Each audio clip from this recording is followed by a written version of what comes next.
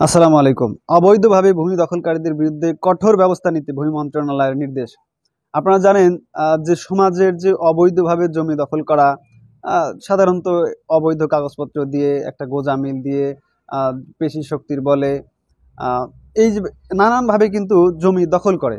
এছাড়া আপনারা জানেন, অনেকে এই বিষয়গুলোর সাথে পরিচিত আছেন যে গত যে সরকার ছিল, বিশেষ করে সরকারের যে স্থানীয় যে নেতৃবৃন্দ ছিল তাদের মাধ্যমে প্রভাবশালীরা বিভিন্ন সিস্টেমের মাধ্যমে বিচার সালিসের মাধ্যমে দেখা যাচ্ছে যে আদালতে মামলা আছে অমনি আছে, কিন্তু স্থানীয় নেতাকর্মীদের রাজনৈতিক প্রভাবের কারণে কিন্তু অনেক জমি দখল করেছে।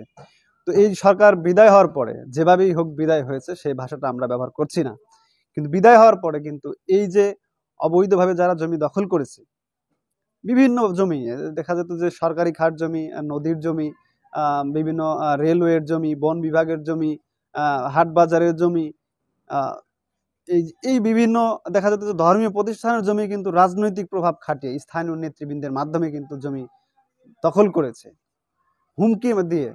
দেখা যেত যে আপনি তো হয়তো ভিন্ন দল করেন বা আপনার লোকজন নাই, আপনার টাকা পয়সা নাই, কিন্তু অপরপক্ষ রাজনৈতিক যে নেতৃবৃন্দকে নিয়ে স্থানীয়ভাবে বসে, তারপর এমনকি তারা অফিস পর্যন্ত, ভূমি অফিস স্থানীয় যে ভূমি অফিস, সেই ভূমি অফিস পর্যন্ত কিন্তু তারা নিয়ন্ত্রণ করত। টাকা পয়সার একটা বেহাল কিন্তু অবস্থা ছিল, একটা জঘন্য কিন্তু অবস্থা ছিল। তো এই যে আহ, দখল যারা করেছে তাদের বিরুদ্ধে কিন্তু, এই যে অবৈধভাবে জমি দখল যারা করেছে তাদের বিরুদ্ধে কিন্তু ভূমি মন্ত্রণালয় কঠোরভাবে, আহ, কঠোর হওয়ার জন্য কিন্তু, কঠোরভাবে সেই সব জমি উদ্ধারের জন্য কিন্তু বলা হয়েছে।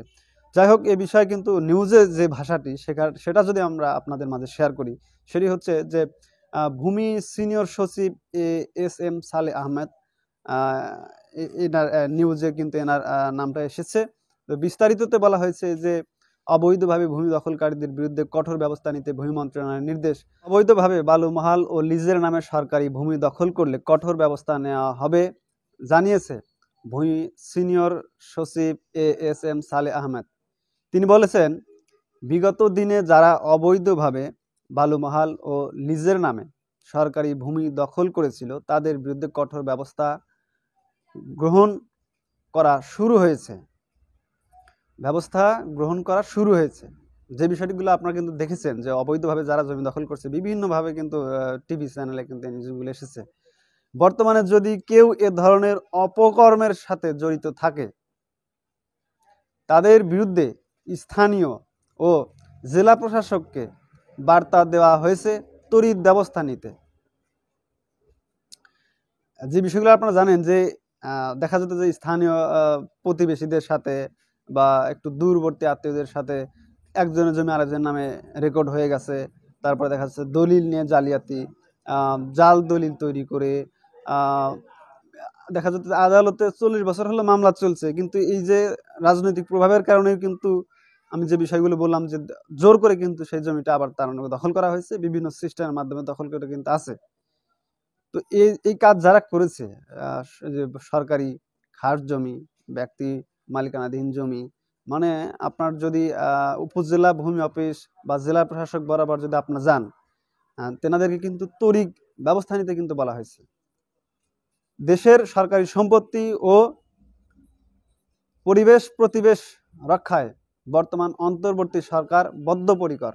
রাজধানীর তেজগাঁও ভূমি ভবন মিলনায়তনে ভূমি মন্ত্রণালয় কর্তৃক আয়োজিত ভূমি ব্যবস্থাপনায় সংস্কার বিষয়ে এক স্টেক হোল্ডার সেমিনারে সভাপতির বক্তব্যে তিনি এসব কথা বলেন। অনুষ্ঠানে অন্যদের মধ্যে ভূমি সংস্কার বোর্ডের চেয়ারম্যান এ.জে.এম.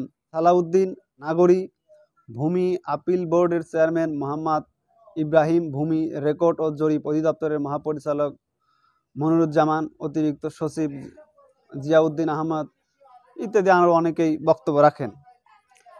সভায় ছাত্র প্রতিনিধিগণ ভূমি খাতের বিভিন্ন সমস্যা তুলে ধরে ভূমি নামজারি, হোল্ডিং নম্বর ও ভূমি উন্নয়ন কর আদায় নিয়ে অনিয়ম দূরকরণ, যে বিষয়গুলো আমরা কিন্তু বলেছি যে এই যে অনিয়ম, মানে এই যে অফিসগুলো নিয়ন্ত্রণ করতে স্থানীয় নেতৃবৃন্দের মাধ্যমে, এই বিষয়গুলো কিন্তু আপনারা জানেন, বুঝতে পারছেন ব্যাপারগুলো আসলে কেমন হয়েছে। ভূমি নামজারি, হোল্ডিং নম্বর ও ভূমি উন্নয়ন কর আদায় নিয়ে অনিয়ম দূরকরণ, জোরপূর্বক দখলকৃত সরকারি সম্পত্তি দখলমুক্ত ও ভূমি সংক্রান্ত মামলা মোকদ্দমা দ্রুত নিষ্পন্নকরণ সহ বেশ কিছু কর্মসূচি বাস্তবায়নের পরামর্শ দেন। তাহলে সরকারি খাস জমি, বালুমহাল ইত্যাদি যে দখল হয়েছে সেগুলোই কি সরকার শুধু জেলা প্রশাসক বা উপজেলা প্রশাসক বরাবর যে নির্দেশনা দিয়েছে সেটি কিন্তু নয়, ব্যক্তি পর্যায়েও কিন্তু যারা অবৈধভাবে জমি দখল করেছে, যারা মজলুম হয়েছে, তাদের ক্ষেত্রেটাও কিন্তু আপনারা জানেন। অফিসে যারা ঘোরাঘুরি করছেন বর্তমানে তারা কিন্তু জানেন যে আসলে এই যে অবৈধভাবে এই কাগজগুলো কিন্তু বিশেষ করে আমি যতদূর দেখছি বাস্তবতে, যে উপজেলা ভূমি অফিস যে এসিল্যান্ড আছে, ইনিও কিন্তু অনেক কিন্তু এখন দেখা যাচ্ছে সাধারণ মানুষ যদি তার বরাবর যায়, তার কাছে যায়, তাহলে সেটা কিন্তু খুব গুরুত্ব দেয়। ভূমি সিনিয়র সচিব বলেন, ছাত্র জনতার জুলাই আগস্ট বিপ্লবের মাধ্যমে অর্জিত নতুন বাংলাদেশের অভ্যুদয় জাতীয় জীবনে এক গুরুত্বপূর্ণ মাইল ফলক। এই আন্দোলনের সুফল সাধারণ মানুষের দোরগোড়ায় পৌঁছে দিতে ভূমি সেবা কার্যক্রমকে হয়রানি ও ঝামেলামুক্ত নিরাপদ নাগরিক সেবা নিশ্চিত করতে হবে। তিনি বলেন, ভূমি ব্যবস্থাপনা নিয়ে জনগণের অনেক অনুযোগ রয়েছে, তবে মনে রাখতে হবে ভূমি সেবা কার্যক্রম একটি জটিল বিষয়, এতে অনেকে জড়িত থাকে, এজন্য দৈনন্দিন কাজের কিছুটা ব্যাঘাত ঘটে থাকে। এ অবস্থা থেকে উত্তরণের ভূমি বিভাগের কর্মকর্তা কর্মচারীদের আরও সৎ, দক্ষ, প্রশিক্ষিত ও ন্যায় নিষ্ঠা হওয়ার উপর গুরুত্ব আরোপ করেন। সেমিনারে ভূমি মন্ত্রণালয়ের উল্লেখযোগ্য কার্যক্রম তুলে ধরা হয়। এর মধ্যে ভূমি সংক্রান্ত আইন প্রণয়ন, যুগোপযোগী ও হালনাগাদকরণ, ভূমি অধিকার ও সত্ত্ব সংরক্ষণ, ভূমি জরিপের মাধ্যমে এবং ভূমির নকশা ও রেকর্ড প্রণয়ন, প্রকাশ এবং সংরক্ষণ, খাস জমি, অর্পিত, পরিত্যক্ত ও অন্যান্য সরকারি সম্পত্তির ব্যবস্থাপনা এবং ভূমি রাজস্ব নির্ধারণ ও আদায় করা হয়ে থাকে। এছাড়া অটোমেটেড ভূমি সেবার মাধ্যমে অনলাইনে ভূমি উন্নয়ন কর পরিশোধ, নামজারি, ডাকযোগে পর্চা ও ম্যাপ সরবরাহ করা হয়ে থাকে। এছাড়াও আপনারা জানেন যে বর্তমান সময়ে ভূমির ডিজিটাল জরিপ, বিডিএস জরিপ, নতুন রেকর্ড সম্পর্কে কিন্তু আপনারা আলোচনা শুনে আসছেন দীর্ঘদিন হলো। তো এই বিডিএস জরিপটা কিন্তু অত্যন্ত গুরুত্বপূর্ণ হবে। এই জরিপে আপনার নিজের নাম, সম্পত্তির ভোগ দখল, এগুলো ঠিক রাখেন। জমির সীমানা নির্ধারণ, বিশেষ করে যৌথ মালিকানা সম্পত্তি, এজমালি সম্পত্তির ক্ষেত্রে আপনারা সীমানা নির্ধারণ করে নেন। অনিশি সম্পত্তি হলে নিজেদের মধ্যে, যৌথ মালিকানা সম্পত্তি হলে নিজেদের মধ্যে একটা বন্টননামা বা আপোষ বন্টননামা দলিল রেজিস্ট্রেশন করে নিয়ে নামজারি করে ভোগ দখল করুন। জমির সকল কাগজপত্র ক্লিয়ার রাখুন। দেখুন, সামনে যে জরিপটি আসছে সেই জরিপটা কিন্তু যখন আপনার এলাকায় শুরু হবে, এখন হয়তো আপনি গুরুত্ব দিচ্ছেন না, যে যা হয় হোক, দেখা যাবে, পরে দেখা যাবে, গায়ে নিচ্ছেন না বিষয়টা।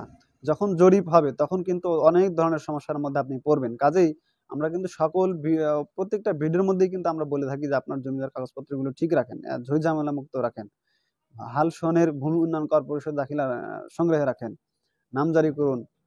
এই ব্যাপারগুলো কিন্তু আমরা বলে থাকি। তারপরেও যারা নামজারি করেছেন তারাও কিন্তু বর্তমান সময়ে বিশেষ করে সাবেক দাগ দিয়ে যারা জমি রেজিস্ট্রেশন করে নিয়ে নামজারি করছেন, এখন কিন্তু সেই সাবেক দাগ দিয়ে খাজনা পরিশোধ করা যাচ্ছে না, নেয় না, বলে যে আবার হাল দাগের উপরে জমির নামজারি করে নেন। এই বিষয়গুলো কিন্তু আপনারা খেয়াল করবেন। আমি বিশেষ করে বলবো যে আপনারা জমির ভূমি উন্নয়ন কর পরিষদে দাখিলা নেন।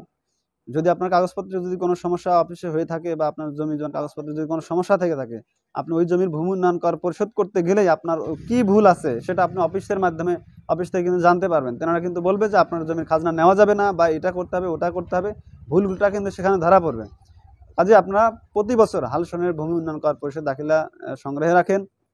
আর জমি নিয়ে যাদের জমি অন্যায়ভাবে আরেকজন দখল করে আছে, বিভিন্নভাবে অপরপক্ষ আপনার জমি ভোগ দখল করছে, সেটা আপনি আইনের আশ্রয় নিন।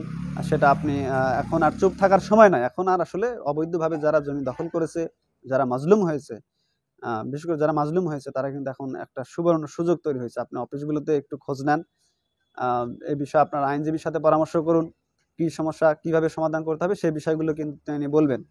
সর্বোপরি হতাশ হবেন না, আপনার জমি, আপনার মালিকানা অবশ্যই ফিরে পাবেন। সবাই সুস্থ থাকবেন, চ্যানেলটি সাবস্ক্রাইব করবেন, ভিডিওগুলো শেয়ার করবেন। আসসালামু আলাইকুম।